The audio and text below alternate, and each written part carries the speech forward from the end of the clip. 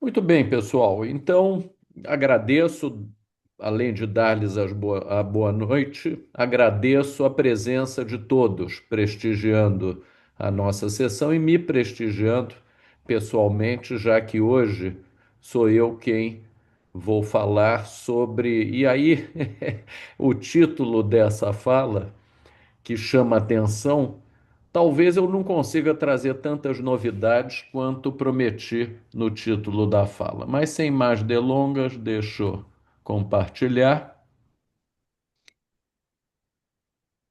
e tudo bem. Só me deem aí um feedback se está passando, acho que sim, né? Então, o título que eu dei para minha fala, assistência pré-natal, avanços na propedêutica laboratorial. E essa escolha não foi à toa, mas sim motivada por uma fala que eu vou fazer daí a 15 dias no Congresso Brasileiro, numa mesa como eu faço parte da comissão de pré-natal, me pediram para pincelar as novidades na propedêutica laboratorial. A fala do Congresso será uma fala curta e eu, para nossa sessão, trouxe também, até porque caminham lado a lado, não apenas o laboratório, mas os exames de imagem, notadamente ultrassonografia, Doppler e um pouco de avaliação biofísica fetal. É claro que quando a gente pensa no pré-natal, é, tem que encará-lo como um momento de prevenção, de tratamento, de uma série de situações que muitas vezes se apresentam pela primeira vez para aquela mulher quando procura um médico uma vez grávida. Hoje é fundamental, e já tem no nosso capítulo do livro, estratificação do risco gestacional. Isso é importantíssimo e é feito não apenas no ingresso dessa paciente quando vai se internar, mas na assistência pré-natal, avaliação do bem-estar materno e fetal, a identificação dos problemas e a eventual intervenção, sempre que possível, no intuito de prevenir ou minimizar as morbidades, e uma oportunidade ímpar para a educação da paciente, quer dizer, aquela mulher grávida que vai nos encontrar diversas vezes, é aquela a oportunidade de nós a educarmos e também as pessoas que estão no seu entorno. Exames não faltam hoje em dia. Os exames são em excesso. Nem sempre a interpretação é adequada e muitas vezes excesso de exame não significa bom impacto nos desfechos. Então, esse é o problema que nós temos que enfrentar. Aquele exame que nós estamos solicitando vai mudar a conduta, vai apenas informar, vai tranquilizar a paciente? Muitas vezes a gente pede um exame que tem um cunho tranquilizador, mas quando nós eh, enxergamos a assistência pré-natal como um momento eh, de fazer algumas avaliações, há que se diferenciar assistência pública e privada. Será que há lugar para exames meramente tranquilizadores na assistência pública? O rastreio no pré-natal é contínuo, estruturado, há que integrar clínica, laboratório e imagem. E quanto mais precocemente for feito o diagnóstico, mais oportuna será a intervenção. E os objetivos dessa propedêutica são melhorar as decisões e que isso tenha impacto nos desfechos do pré-natal. Em princípio, no primeiro trimestre, os exames têm como objetivo o diagnóstico basal. No segundo trimestre, já estrutura do feto, metabolismo materno. E no terceiro trimestre, talvez enfatizar na vigilância e na prevenção. Número excessivo de exames não significa boa qualidade de assistência. A indicação deve ser precisa e, fundamentalmente, que eles tenham um alto impacto. Fazem parte da rotina laboratorial logo no primeiro trimestre da gestação, o hemograma completo, a tipagem sanguínea e fator RH. A recomendação é que se faça combs indireto nas mulheres RH negativo. Isso procede, a grande parte das sensibilizações vai acontecer nas mulheres RH negativo, mas há quem respalde a solicitação do CUMBS indireto, não importando o RH. A gente vai pegar um pequeno número de mulheres que têm uma aloimunização por outros antígenos de superfície que não os que compõem o fator RH. A glicose de jejum é feita logo no início do pré-natal e o exame de urina não apenas o EAS, mas fundamental que se tenha acompanhando o EAS a urocultura. Das sorologias obrigatórias e que fazem parte da rotina SUS estão a investigação dos anticorpos IgM e IgG para toxoplasmose. E quando não há anticorpos, essa sorologia deverá ser repetida a cada 1 ou 2 meses. Isso nem sempre eu vejo sendo realizado. A pesquisa de sífilis hoje é o teste rápido e depois, eventualmente, há o VDRL para avaliar o sucesso da terapia, a pesquisa do HIV e das hepatites B e C. Eis aqui uma tabela que está nos protocolos institucionais da maternidade escola da UFRJ, onde no primeiro trimestre, ou melhor ainda, na primeira consulta, e quanto mais cedo iniciado o pré-natal, melhor, tipagem sanguínea, hemograma completo, glicose de jejum, VDRL, toxoplasmose, HBsAg, HIV, EAS, cultura de urina e a recomendação de citologia universal não é mais feita. Existem. é, e aí, volto, faço aqui um parêntese. Se aquela é a primeira oportunidade que nós temos de fazer o exame, por que não colher esse material? Mas se essa mulher faz um acompanhamento ginecológico rotineiro, tem uma citologia recente, aí não haveria necessidade de fazê-la rotineiramente na primeira consulta. No segundo trimestre, repete-se o hemograma, aí entra o teste de tolerância à glicose oral. Enfim, isso eu vou tentar falar agora um pouco do que há do primeiro trimestre, o que há de novidades no primeiro trimestre. E o rastreio do diabetes envolve o primeiro trimestre e o segundo trimestre. Só a partir de 24 semanas nós preconizamos o teste após a ingesta de 75 gramas de destrose pela via oral, com uma dosagem de 0, 1 e 2 horas. E os pontos de corte 92, 180 e 153. Mas desde 2018, se não me engano, por conta do estudo RAPO, que é um estudo que tentou normatizar esse rastreio do diabetes na gravidez, né, sugerindo que toda grávida, na primeira consulta, fizesse a avaliação da sua glicemia de jejum, com o objetivo de identificar aquelas mulheres previamente diabéticas à gestação, aquelas que têm valores acima de 126. Isso pode ser confirmado numa glicemia ao acaso acima de 200, uma hemoglobina glicada acima de 6,5.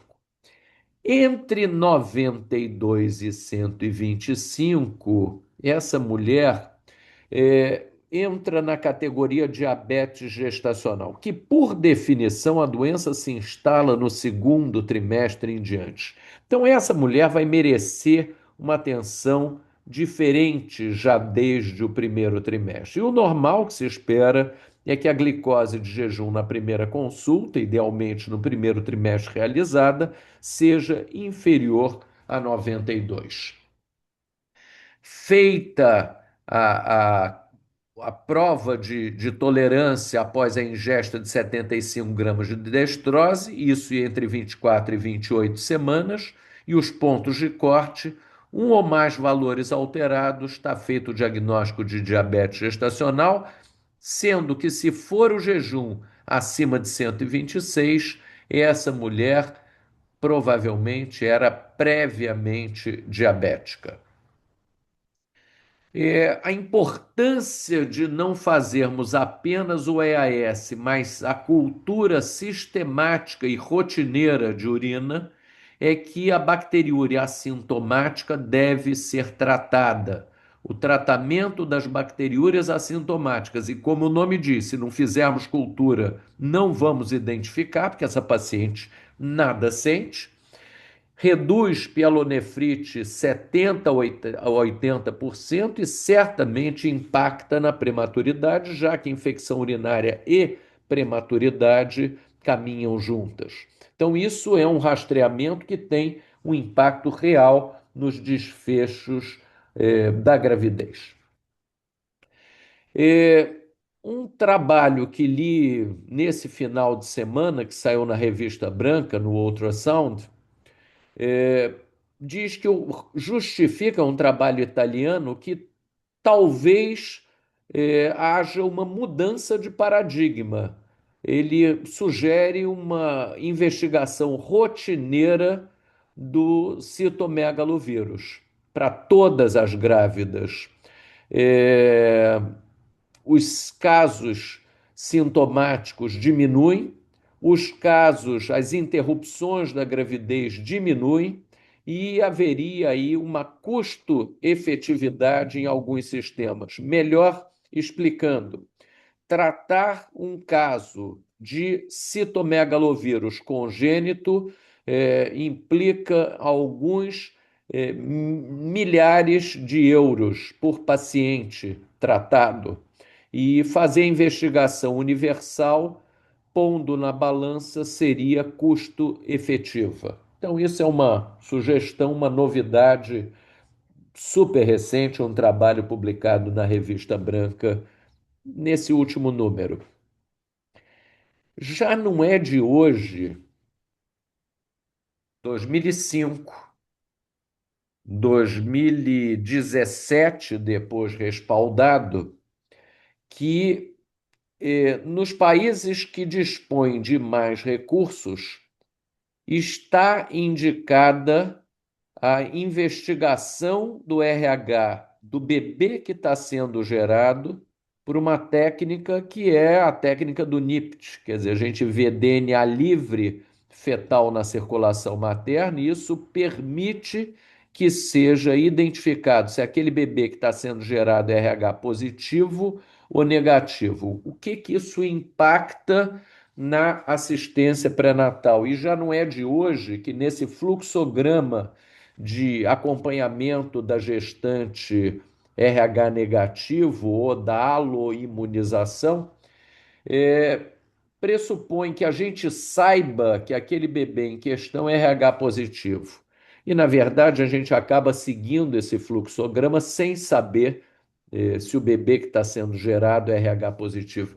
E é possível que ele seja RH negativo, basta que o pai seja RH positivo heterozigoto, quer dizer, metade da prole vai ser RH positivo e a outra metade RH negativo. Então, incorporar essa investigação do RH fetal rotineira, que certamente não cabe na nossa rotina pública, mas talvez seja execuível na rotina privada daquelas mulheres RH negativo que estão sensibilizadas. Então é interessante essa informação e é interessante mesmo nas não sensibilizadas, porque sabendo que o bebê que está sendo gerado é RH positivo, nós vamos ter mais atenção na profilaxia anti-D após os eventos sensibilizadores, abortamento, ectópica, amniocentese, procedimentos invasivos, trauma abdominal e hemorragia antiparto. Recentemente, os autores questionaram se para eventos espontâneos, precoces, haveria necessidade de fazer a profilaxia e o consenso é que ainda seja feita. Passemos a um exame que é o nosso grande companheiro na obstetrícia desde sempre. Isso é um trabalho também que saiu nessa última revista branca. Eu recebi hoje por e-mail e modifiquei a aula uma opinião do editor. E vejam o impacto desse título. A ultrassonografia do primeiro trimestre deve substituir o exame pélvico bimanual. A ultrassonografia inicial, ela não serve apenas para avaliar a vitalidade, para confirmar tempo de gravidez, ela nos informa uma série de coisas. E a tendência é que os lugares disponham cada vez mais dessa ultrassonografia ali para ser feita no momento que a paciente está sendo atendida. Isso é também uma mudança de paradigma. A gente já já vai falar sobre o ultrassom tradicional, obrigatório entre 11 e 13 semanas e 6 dias, janela essa por conta da oportunidade de avaliar a translucência nucal, para o rastreamento das aneuploidias e hoje a oportunidade desse ultrassom de primeiro trimestre para rastrear pré-eclâmpsia também. Isso é um slide antigo, bolado ainda pelo professor Montenegro, que nos deixou tem 7 anos. Esse ultrassom, ele data a gravidez, ele avalia batimento cardiofetal, ele ajuda no diagnóstico pré-natal, identificando já nessa oportunidade algumas malformações, a predição da pré-eclâmpsia, a classificação da gravidez gemelar. Então, são diversas informações que vêm a reboque da simples medição da translucência nucal. Ele é feito entre 11 e 13 semanas e 6 dias, porque convencionou-se que a translucência nucal deverá ser medida nessa janela. E isso veio, esse conceito veio aí cedo e foi em 2011 reforçado pelo Nicolaides e seu grupo que inverteram a pirâmide de assistência. Quer dizer, o exame da translucência já estava consagrado desde final da década de 90, já não lembro ao certo que época, me lembro que eu fui recém-formado aos Estados Unidos a avaliar, aprender ultrassom transvaginal lá em Nova York com o Timor Trite. E ele estava começando, porque já tinha uma sonda caprichada,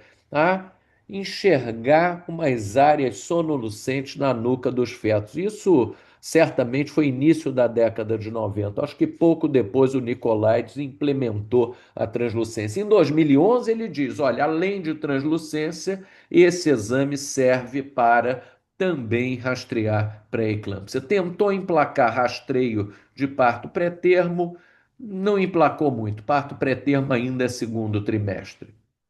Essa pré-eclâmpsia no primeiro trimestre, um outro trabalho que saiu nessa última revista branca, mostrando que rastrear e tratar com aspirina aquelas mulheres que foram rastreadas positivamente no primeiro trimestre tem um impacto importante em postergar o momento do parto. Quer dizer, essas mulheres não fazem tanta pré-eclâmpsia precoce e, com isso, não têm a necessidade de ter as suas gestações interrompidas tão precocemente.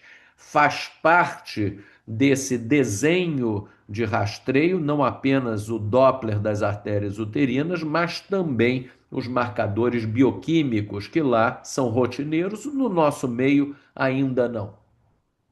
Nesse exame precoce de ultrassom e aquele precocíssimo logo na primeira consulta, não há dúvida que tratam-se essas duas imagens de gestações gemelares. A da esquerda, uma dicoriônica diamniótica, onde se vê dois sacos gestacionais, e a da direita, uma monocoriônica diamniótica. Ainda não se vê o âmnio separando as cavidades, mas já se vê duas vesículas vitelinas, o que denota a presença de dois âmnios.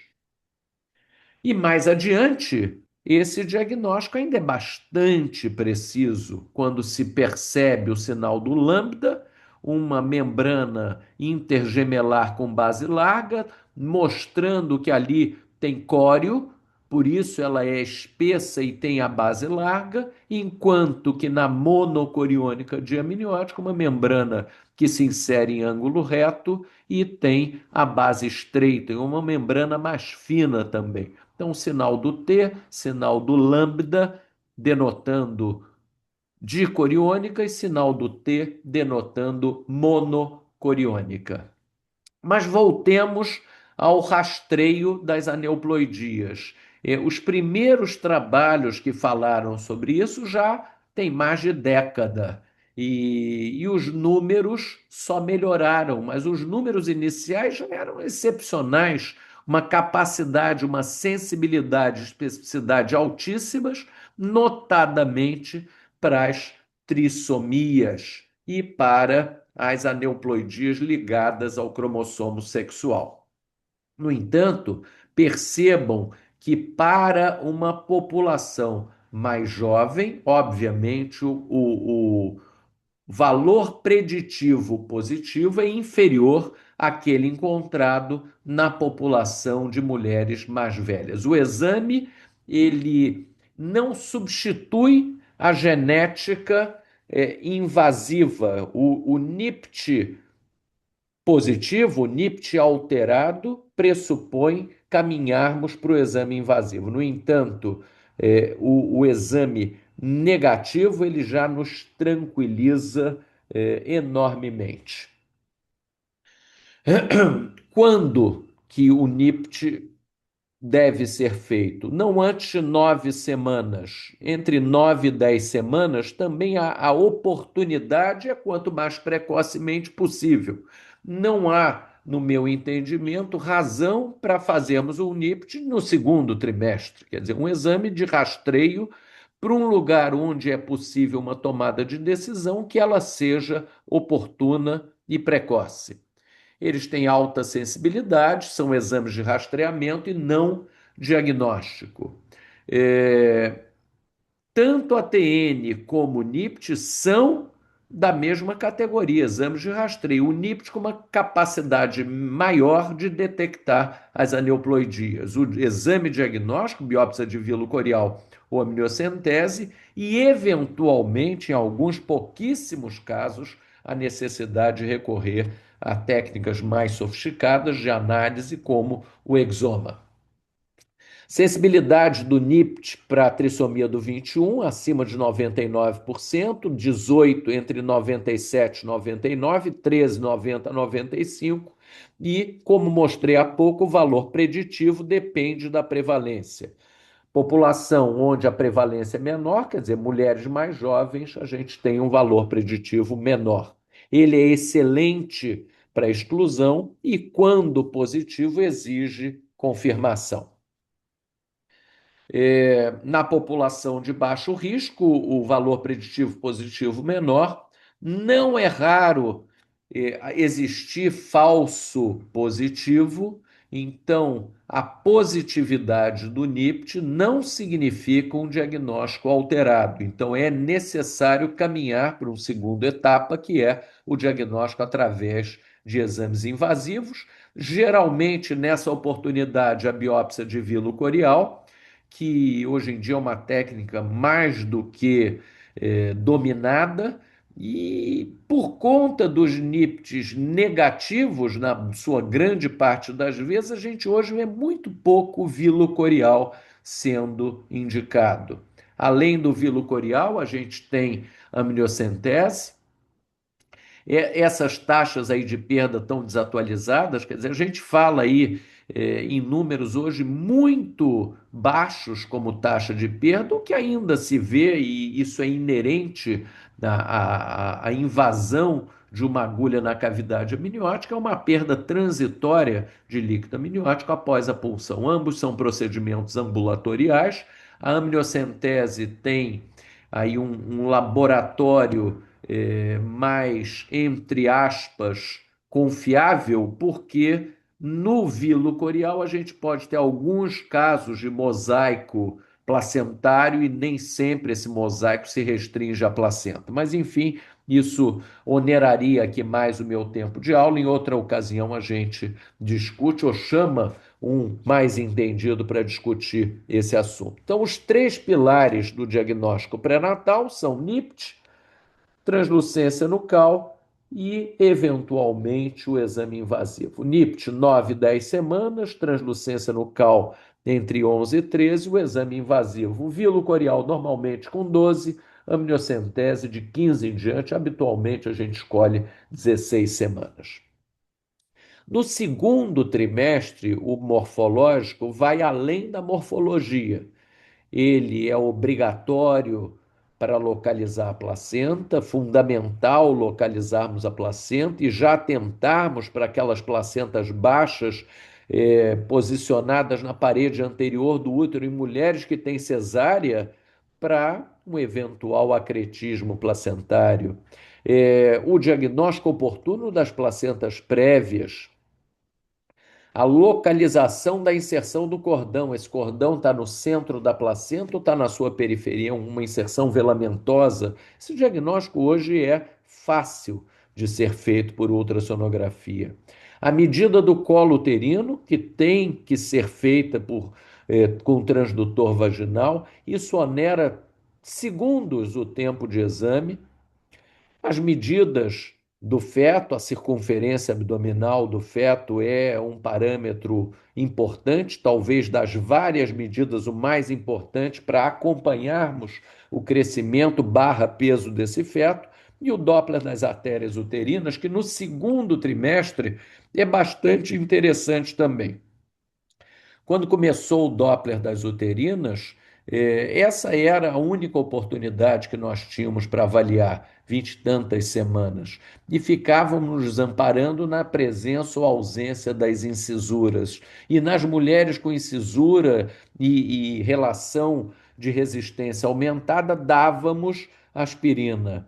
Era uma oportunidade não ideal e os resultados em pequenas séries foram bons, depois não mais, e a aspirina cai em desuso. Mas o Doppler das uterinas segue sendo um grande instrumento para nós avaliarmos se a circulação útero-placentária é adequada e já antevermos, naqueles casos de circulação comprometida, que esse feto, no mínimo, é um feto de alto risco para CIR e que a mãe, tomara que ela já esteja tomando aspirina, porque ela é uma forte candidata para pré-eclâmpsia, enquanto que um Doppler de uterina normal nos tranquiliza.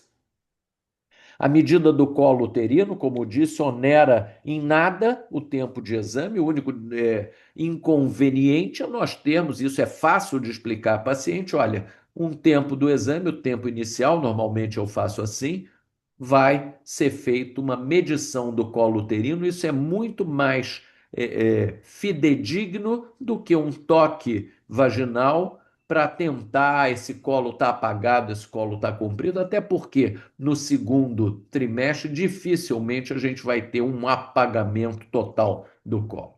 A história das artérias uterinas, das incisuras, essas eram artérias uterinas que sinalizavam o alto risco dessa paciente em desenvolver pré-eclâmpsia. E o contrário, a normalidade do fluxo útero-placentário nos atestava uma grande chance de nada haver em termos de desfechos hipertensivos na gravidez.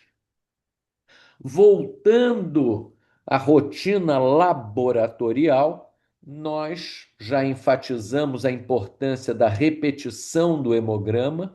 Agora sim, com 24 semanas em diante, entre 24 e 28, vamos fazer o teste de tolerância à glicose oral. Vamos repetir sífilis, toxoplasmose, EAS e a cultura de urina. Os objetivos são tentar prevenir transmissão vertical, e daí o motivo de nós estarmos fazendo essas sorologias, já monitorarmos bem-estar fetal. No terceiro trimestre, já preparar as condições para o parto, esse rerastreamento infeccioso de sífilis, HIV, hepatite B, já no terceiro trimestre, e no terceiro trimestre a oportunidade de fazermos rotineiramente, isso não é rotina em todos os cenários, na Inglaterra, por exemplo, não é, entre 35 e 37 semanas, o SWAB vaginorretal à procura de estreptococcus do grupo B, que vai mudar a tomada de decisão no momento do parto. Entre as diversas medidas passíveis de serem feitas por ultrassom, certamente a circunferência abdominal é que guarda melhor relação com restrição de crescimento fetal.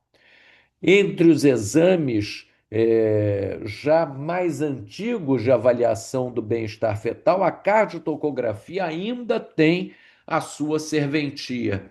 Não de uso universal, não para todas as pacientes, e infelizmente já não mais vejo no nosso meio um método que motivou a minha tese de doutorado em 98, lá se vão 2008, 2018, quase 30 anos, a cardio computadorizada. Hoje, todas as publicações que a gente vê sobre cardiotocografia levam em consideração a análise computadorizada, que além de eh, tornar mais homogêneos os laudos, ela avalia um parâmetro que não é avaliável a olho nu, que é a short term variation, Tem lição para fazer, né? variabilidade batida a batida.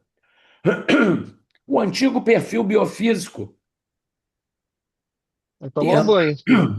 termo cunhado por Manning seu grupo em 1980, que avalia tono, movimento fetal, movimento respiratório, reatividade pela cardiotocografia e volume de líquido amniótico, um marcador indireto da insuficiência placentária, uma vez que o feto deixa de urinar e o volume de líquido amniótico tende a diminuir.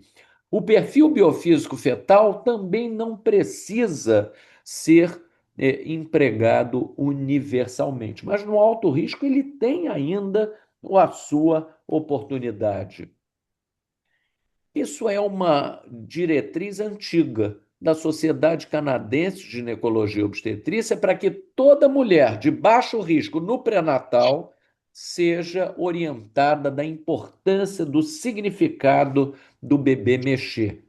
Isso a partir de 26 semanas. Quer dizer, quando começamos aí o terceiro trimestre, essa mulher já deve prestar atenção se o seu bebê mexe. E que conte diariamente se ela suspeita que o bebê está mexendo menos. E o que é mexer menos? Um bebê deve mexer 6 vezes no intervalo de 2 horas. Então, isso é interessantíssimo, essa proposta, porque é uma proposta que não envolve nenhum investimento, apenas educação da nossa população de gestantes, que deve ficar alerta para a importância da movimentação fetal. E que passe a contar a movimentação fetal e que, se achar que está mexendo pouco, que veja em 2 horas quantas vezes o seu bebê mexeu. E aí sim, se ele tiver mexido menos de 6 vezes em 2 horas, ela então teria indicação de investigação do bem-estar fetal. Mas a grande vedete na avaliação do bem-estar fetal no modelo de hipertensão, no modelo obstrutivo, no modelo de pré-eclâmpsia, É o Doppler, Doppler da circulação feto-placentária, da circulação cerebral fetal e o Doppler venoso. E esse perfil hemodinâmico foi um termo cunhado por Carreira, quando aqui esteve em 92, no nosso congresso que apelidamos, por ocasião, estava acontecendo um congresso sobre ecologia e chamava Eco 92, e a gente chamou o nosso de Feto 92. Quais são as fronteiras aí? O que a gente tem de novidade? Esse NIPT expandido. O NIPT expandido, ele é, pode ajudar em algumas doenças cuja prevalência é bastante pequena. Esses biomarcadores, o SFLT1 e o PLGF, para pré-eclâmpsia, esses já são rotineiros em diversos lugares, aqui ainda não. É, os modelos preditivos, predição de pré-eclâmpsia, predição de outras situações atreladas a essas alterações nos biomarcadores. Aqui um outro artigo que li também recentemente, onde o autor, a reboque do NIPT feito no intuito de identificar neuploidia, identificou DNA alterado e associou isso a câncer materno, um achado incidental. É, as microdeleções, esse é um grande desafio, quer dizer, como fazer o diagnóstico dessas microdeleções. É, incorporar esses exames à nossa prática diária não será tarefa simples. O exoma, por exemplo, ele tem uma indicação dirigida, quer dizer, naqueles casos que tem uma genética simples, normal, mas que houve marcadores positivos. Aí talvez caminhar para esses exames mais sofisticados. Dos marcadores angiogênicos, sinalar aqui o seu alto valor preditivo negativo, quer dizer, as dosagens normais praticamente excluem a possibilidade de pré-eclâmpsia, especialmente com a doença em vias de instalação. Os critérios para incorporar esses exames são: será que eles vão impactar o desfecho? Como é que eles poderão ser reproduzíveis na nossa população? Se são custo efetivos e qual será a sua aplicabilidade? O Brasil tem diferentes cenários. A gente tem um SUS com recursos limitados que prioriza os exames de alto impacto e usa as diretrizes nacionais ou internacionais como guia. No privado, a gente muitas vezes tem mais recursos, mas nenhum recurso é ilimitado. Não há como, mesmo o sistema de saúde suplementar, que vai arcar com o custo daqueles exames, conseguir suportar o exagero de exames que vem sendo solicitado, não apenas na esfera obstétrica, mas na esfera geral. Quer dizer, hoje pede-se exame a troco de nada. O risco de medicalização, quer dizer, a gente se procurou, achou, e agora que achou, o que vai fazer? Então, evitar os excessos. O que a gente ainda não tem totalmente incorporado? Hepatite C tem sido crescente aí a solicitação dessa investigação. O TSH, no intuito de identificar um hipotiroidismo subclínico e tratar oportunamente essas grávidas, né? Isso ainda não faz parte da rotina do público, e o NIPT, que no setor privado já está bem incorporado, no público acho que ainda falta. NIPT ampliado não é rotina, os biomarcadores angiogênicos ainda não são rotina, exoma, o DNA livre para doenças monogênicas, e aqui salientando um aspecto importantíssimo que temos visto desnecessária e rotineiramente em mulheres. Pesquisam um painel de trombofilias. Sem nenhuma história, a paciente faz aí um painel de trombofilias e aí dela, coitada, quando se identifica em um marcador menor, e ela vai ser taxada como trombofílica e já vai ganhar de brinde um Clexane quando sonhar, quando pensar em estar grávida. Isso nós temos visto como uma rotina na prática privada. Apenas aí, a guisa de curiosidade, o custo do NIPT, o básico entre 2.500 e 4.000 reais e o ampliado podendo chegar a 6.000 reais. Esses biomarcadores que variam aí de 400 a 1.000 reais, o exoma, um exame bem mais sofisticado, 10 a 20 mil reais, o DNA livre monogênico, que também não é disponível mesmo nos grandes laboratórios, 8 a 15 mil reais, e esse painel de trombofilias que varia entre 800 e 2.500 reais. Então, esses exames da moda são os exames em excesso. Em excesso, a gente vai ter um monte de falso positivo, que vai gerar ansiedade, é uma cascata de exames que aumenta os custos e vai culminar num overdiagnosis, quer dizer, um excesso de diagnósticos desnecessários naquele momento da gravidez. Então, exemplos de exames da moda que a gente está vendo aí, NIPT ampliado, painel de trombofilia, outros painéis amplos. Essa pesquisa tola para diabetes, quer dizer, num rastreio de diabetes gestacional, não é com OMA-IR nem com hemoglobina glicada. Então, a gente deve evitar esses exames indiscriminados, as repetições automáticas, os painéis amplos sem impacto clínico. Nem tudo que pode ser dosado deve ser solicitado. Então, a gente tem que indicar melhor, interpretar melhor e integrar melhor. Então, aqui as referências que eu usei, a maior parte delas foi mostrada aqui. E eu aqui trago para vocês em primeiríssima mão a capa da nossa próxima edição do Resendão, que vai ser lançado no Congresso da SOGESP em agosto próximo. Não sei exatamente a data, já tenho anotado, mas essa é a capa e para os mais observadores já é o que permeia o meu material de apresentação.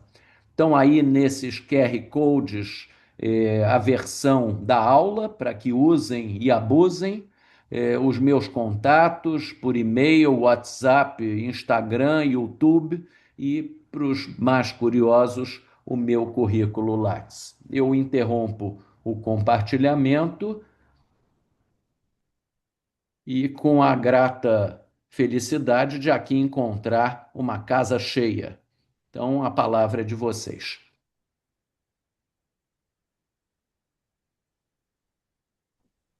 Muito obrigada. Acho que às vezes é muito importante a gente voltar para o básico, ainda mais porque esse básico está sendo realmente revisto recentemente, está mudando cada vez mais. A base é sempre o mais importante da prática. Obrigado, Hanna. E principalmente, eu quis deixar aqui o recado: não é porque existem exames que a gente tem que solicitar tudo que existe. E temos visto aí um exagero, de exames numa rotina que não é necessário. Isso só onera o sistema. Bom, no público nem há disponibilidade, mas na saúde suplementar isso só onera, não há como, a conta não se paga. Faz parte da boa prática médica poder falar não para o seu paciente, porque também acaba se confundindo muitas vezes o que uma falta como falta de cuidado não pedir todos os exames debaixo do sol. É. Mas, Eu enfim, vi que fora você, isso. Hanna, que sempre faz pergunta, fez uma aqui bem interessante. Fazer identificar se o pai é heterozigoto. É exequível, eu não sei como, eu não sei como é que faz isso, mas é exequível. Eu não sei se é mais. Tudo bem, se ele for homozigoto positivo, toda a prole vai ser positivo. Se ele for heterozigoto, metade da prole pode ser positivo e outra negativo. Não sei se é melhor caminhar para o NIPT para ver o RH fetal. Não sei qual é a Foi uma. preço e facilidade de ver a zigotia do pai. Eu gosto de pensar realmente no nível de como escalonar esses exames, como aplicar eles de uma forma que realmente faça sentido. Então, se fosse um exame relativamente muito mais barato de fazer, porque também não vai ser todos os nossos pacientes, especialmente nossos inícios de carreira, que vão ter essa disponibilidade de pedir um NIPT, por exemplo. E se for um exame mais barato, a gente pode pedir ele primeiro. Tá pensando nisso. E segundo, eu tinha colocado, mas eu fiquei com vergonha e eu tirei. Mas já que a gente tocou nesse assunto da questão dos exames, eu queria saber se o Ministério da Saúde raciona, se ele tem um raciocínio também fora a questão de custo e de disponibilidade de especialistas, se tem alguma razão para não ser preconizada a ultrassonografia de rotina em gestações de baixo risco. Se tem alguma razão fora o custo. A gente já sabe que, no fim das contas, é isso. Mas eu me pergunto se Eu, eles eu, justificam eu de qualquer outra tendo, forma. eu tendo a achar, Hanna, que o ultrassom ele está cada vez mais disponível. Ele é quase É, o estetoscópio do obstetra, de maneira que deixar de oferecê-lo me parece um descaminho. eu E concordo, por isso que eu perguntei isso, porque é algo tão ilógico para mim que eu fico me perguntando qual é o argumento que o Ministério dá. é, eu acho que assim, no Brasil, eu acho que essa questão já está caminhando bem e a tendência, eu vejo ainda muita restrição ao ultrassom rotineiro, ouvia agora menos nos Estados Unidos. O americano acha que não é necessário e tudo, enfim. Sim. Mas vamos Se seguir você aqui. me Tem permite gente de mão complementar, levantada. Sidney quer falar, mas se levanta a é mão. só Tá para bom, professor complementar, Benzetria? que a Hannah está perguntando. Eu acho que os estudos demonstram que você solicitar um baixo risco, é claro, né? Você solicitar uma única ultrassonografia ou solicitar uma em cada trimestre, parece que não altera a morbidade e a mortalidade fetal e materna. Apesar de a gente saber que tem várias situações aí que você pode identificar como exemplo, é uma gravidez cicatriz de cesárea, né?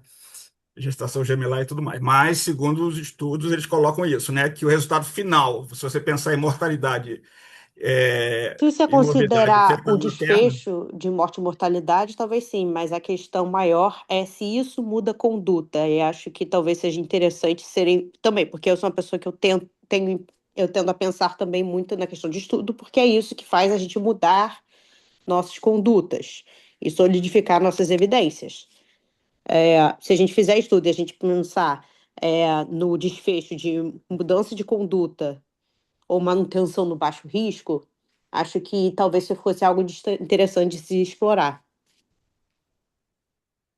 e pode ter o overdiagnose também, quando você tem exames a rodo com oligosdraminias, né? Que você acaba, às vezes, indicando via alta sem necessidade, né? Que a gente vê muito por aí, né? Vamos seguir para as outras perguntas. Professor Benzecri, pela ordem.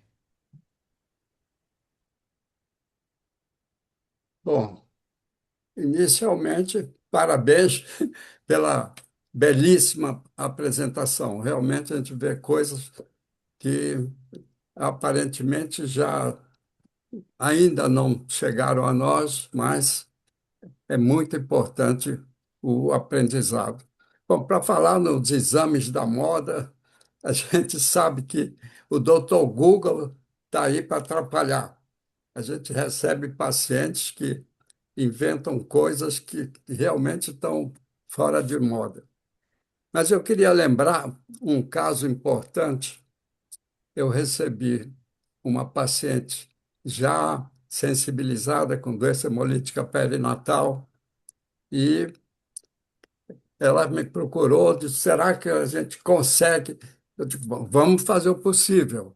Isso foi numa época, eu acho que ainda não havia ultrassom na maternidade escola. Eu fazia aniocentese mesmo sem ultrassom e tinha contato com o professor Biancalano em São Paulo, que era a única pessoa no Brasil que fazia plasmaferese.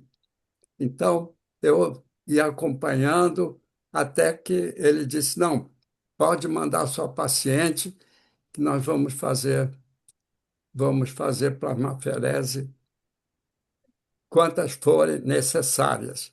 E assim foi. Ela ia a São Paulo de vez em quando, ele fazia, até que um dia ele me disse: olha, está na hora de fazer a cesariana.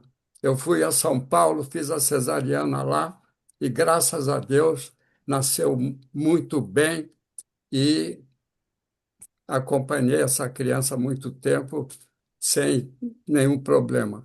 De modo que a determinação do RH fetal parece um grande avanço. Nesse caso particular, seria muito importante. Professor, assim, eu tenho esse slide do determinar o RH fetal desde sempre, nunca pedi. Quer dizer, eu não sei nem a disponibilidade desse teste.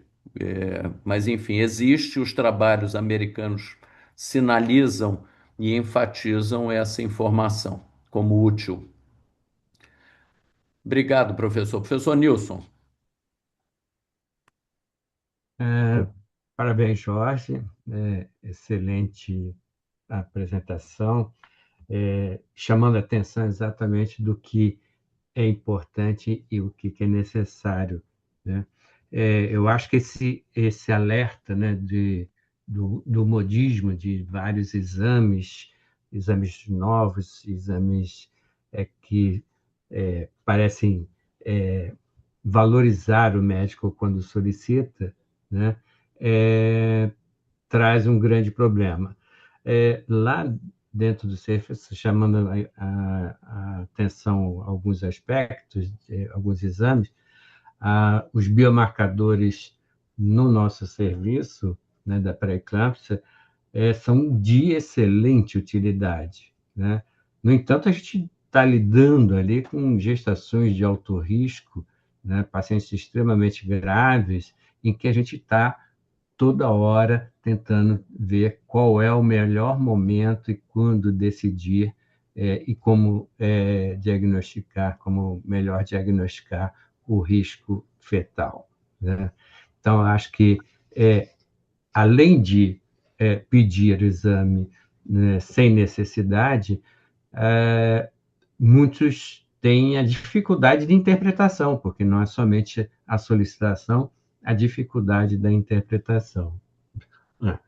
E no que se refere a rastreio do diabetes gestacional, eu sempre lembro, né, eu sempre cito um, um grande aspecto que tem no fluxograma, esse fluxograma internacional, né? E até o professor Jorge citou, a diabetes gestacional é uma intercorrência do segundo trimestre, é um problema do segundo trimestre. E se nós olharmos o fluxograma, né, rastreando no primeiro trimestre, nós temos vários diagnósticos de diabetes gestacional com 8, 10, 12 semanas, né? Então, acho que esse fluxograma tem um certo problema. É claro que é importante a gente alertar sobre o que a gente pode melhorar nessa paciente, mas o diagnóstico, Isso, eu provavelmente, uma concordo paciente. plenamente, Né? Nilson. Eu concordo plenamente. Eu acho que Uhum, aquela oportunidade inicial, entre 92, acima de 92, mas ainda abaixo, essa faixa alerta. É uhum, provável, ela também não pode comer o doce que ela quiser, Exatamente. e Mas dieta, o exercício, ok. diagnóstico não Mas já tem. taxá-la num ambulatório específico, você aumenta, subiu Uhum. para 18% o número de diagnóstico em vez de 5%. É. Você aumentou muito a taxa dessas mulheres com esse diagnóstico. Mas Mas parabéns, Jorge. concordo. Obrigado, Ex- amigo. Excelente apresentação. Que bom. Alberto. O professor Braga levantou a mão antes. Então, Braga, porque para mim aqui aparece na sequência, Braga, então, Obrigado. nosso Eu, presidente. professor, queria agradecer a maravilhosa apresentação que o senhor nos fez e dizer que me atrasei um segundo, mas já estava no início da sua apresentação, de modo que eu pude apreciá-la de forma completa. Duas pequenas considerações, uma mais na verdade, três. Uma mais filosófica, né? Landstein, em 1940, faz a descrição do sistema RH. E apenas 4 anos depois, Rezende Pai escreve sua tese para o concurso de cátedra da Escola de Medicina e Cirurgia, eritroblastose, um problema obstétrico de saúde pública. Então, às vezes, as tecnologias elas surgem e a gente não sabe efetivamente como elas caminharão, né? Acho que eu tive a oportunidade de ver o surgimento da análise do DNA livre do fetal no sangue materno. Hoje, o sistema de saúde inglês já cobre isso, do ponto de vista de saúde público. E nos Estados Unidos, o convênio médico já cobre para todas as pacientes, inclusive as de risco habitual. Então, a gente tem que entender que às vezes as tecnologias elas vão avançando e as indicações vão surgindo e é importante a gente estar atento para compreender a esses fenômenos, né? Segundo aspecto, hoje, também já há 3 anos, o Ministério da Saúde incorporou a ultrassonografia no pré-natal de risco habitual, então ela já pode ser feita, ultrassonografia no risco habitual, na mesma portaria que incorpora o ecocardiograma e a ultrassonografia morfológica. Então, nós já temos esses exames já incorporados na assistência pré-natal. Por uma questão mais técnica, né? Eu compreendo que no primeiro trimestre, contra toda a fisiologia do diabetes gestacional que se instala a partir da secreção dos hormônios contrainsulares placentários a partir de 24, 28 semanas, que seria complexo do ponto de vista etiopatogênico, determinar uma paciente como portadora de diabetes mellitus gestacional no intercurso do primeiro trimestre. Mas esses dados eles vêm do estudo RAPO. E o estudo RAPO ele está menos preocupado em fazer diagnóstico, mas está mais preocupado em estabelecer condutas. Então, para essas mulheres é importante fazer dieta, oxalá e exercício, porque o desfecho perinatal ele é pior quando ela tem no primeiro trimestre uma glicemia maior de 92. Então, se isso é um over diabetes, se isso é uma caixa de Pandora aberta, se o Moses reclama que vai para 18%, fato é que uma glicemia de primeiro trimestre maior que 92, ela, inclusive, nem orienta um TOTG entre 24 e 28, porque já está ali estabelecido o diagnóstico. E os estudos hoje mostram, caminham por uma utilidade bem interessante da hemoglobina glicada. Não temos ponto de corte, os estudos estão sendo feitos, mas eu acho que o próximo passo é a gente entender o papel da glicada nesse todo o processo. Lembrar que a American Diabetes Association ela relutou, mas hoje já coloca a hemoglobina glicada como um diagnóstico de diabetes no adulto, para além da glicemia de 126, uma glicemia ocasional. Acho que já está atento para a gente ver o que vai mudar. De certo, o que é exagero hoje pode ser oportuno amanhã, o que nunca será bem-vindo é a má praxis e o pedido de exame por pedir, mas que eventualmente as coisas se alargam e move, tudo se modifica, né? Ótimo, Antônio. Borges. Professor, parabéns. O senhor levantou questões que parece uma aula corriqueira, mas tornou-se interessantíssimo por questões levantadas aqui pelo senhor, né? Só queria reiterar a fala do professor Braga. Hoje, no município do Rio de Janeiro, o que mais pesa no ambulatório de alto risco é o DMG. O DMG supera de muito as síndromes hipertensivas na gestação, já ultrapassando a marca de 20% do nosso alto risco como sendo diabetes gestacional, né? Efetivamente, esse valor acima de 92 na primeira consulta talvez seja um pouco over, mas é o que o professor falou, a questão é o desfecho lá na frente. O TSH, na prefeitura, ele tem sido solicitado, TSH único, dosagem única. Quanto ao GBS, é a pergunta para o professor Rezende. Nós sabemos aí que aproximadamente 25%, 30% das mulheres são colonizadas. Fazer esse rastreio do GBS entre a 35ª e a 37ª semana não seria de suma importância, porque isso vai impactar no momento do parto em si, né? Essa é uma pergunta para o senhor. E a segunda pergunta é: como conduzir a hepatite B? Porque a gente sabe que a paciente vai apresentar uma caderneta de vacinação com 3 doses para hepatite B. Ela comprova a imunização. Consideraremos essa paciente imunizada, mesmo que o anti-HBsAg dela dê inferior a 10 miliunidades por ml? Revacina essa paciente? Como se portar?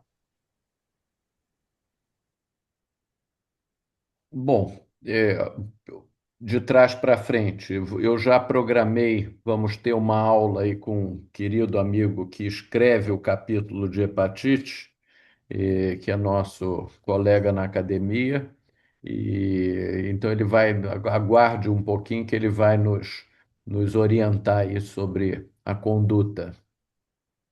A outra questão foi do GBS. Tem lugar que bota como rotina, tem lugar que não acha necessário, tem lugar que, se a pesquisa foi feita muito antes do parto, aí também já não tem validade, de maneira que ele entrou na nossa rotina do pré-natal, inclusive na rede pública. A propósito, eu tenho uma pergunta aqui no chat se a pesquisa rotineira do HTLV 1 e 2 está na rotina. Eu vejo que nas casas de saúde eles pedem que se inclua essa sorologia quando a gente vai internar o paciente, mas não está, pelo que sei, na rotina do Ministério da Saúde. Não sei, Antônio, se me corrija se está. Não estaria Tá indicada aí. sim, professor, faz Tá parte da rotina pré-natal. no primeiro e no terceiro? Não, só uma vez. Só no terceiro. É. Uma vez na gravidez, eu peço na primeira consulta. Tá. E A o que prefeitura isso. também já introduziu. Então, até boa essa pergunta, porque eu já corrijo aí para a apresentação do Congresso. Aquela É, tabela que eu usei duas tabelas, uma do livro que reproduz a do protocolo assistencial da maternidade, e no capítulo novo do livro já não tem essa tabela, de maneira que teria que pegar o texto todo. Eu vou ver, eu vou até conferir se no texto está isso. Imagino que sim. Então, oportuna a pergunta. Professor, em relação à hepatite B, eu consultei uma colega de turma, que é a doutora Cristiane Vilela, que hoje é responsável lá pela clínica do fígado, lá no nosso HU. E eu Aham. questionei se a paciente me apresentando uma caderneta de vacinação com as 3 doses tomadas, mesmo tendo um anti-HBsAg inferior a 10, o que fazer? Ela disse que, inicialmente, a conduta do hepatologista seria aplicar uma dose e, antes da segunda dose, que seria 30 dias após, dosar-se de novo o anti-HBsAg. E aí sim, ele vindo tocado, não precisaríamos fazer a segunda e a terceira dose. É como se a gente desse só um input a esse sistema imunológico dessa paciente, porque ela me explicou que a tendência do anti-HBsAg é baixar com o tempo. Estamos vacinados há muito tempo e ele tende a baixar, mas não quer dizer que estejamos suscetíveis. Isso foi a explicação do hepatologista, né? Aguardemos a aula do mestre. Vai ser o professor Brandão aí no segundo semestre. Aliás, o primeiro semestre já está praticamente encerrado, já estamos com a programação toda feita. Sidney, tua mão está para cima, não sei se foi de agora ou já. Não, é só uma pergunta. Ah, Primeiro que que Caiu. naquela pergunta, né, e não parabenizei você, ô Jorge, grande professor Jorge. Grande apresentação. E você viu alguma coisa a respeito de. Parece que teve uma mudança agora em relação ao herpes genital, em termos de conduta na indicação da via alta ou via baixa, porque parece que antigamente que eu digo há pouco tempo atrás mesmo, se você teve herpes primário no terceiro trimestre, mesmo que você não tivesse com vesículas no termo, seria uma indicação de via alta, né? Lógico, isso passando as estatísticas para a mãe, né? Para caso haja aceitação.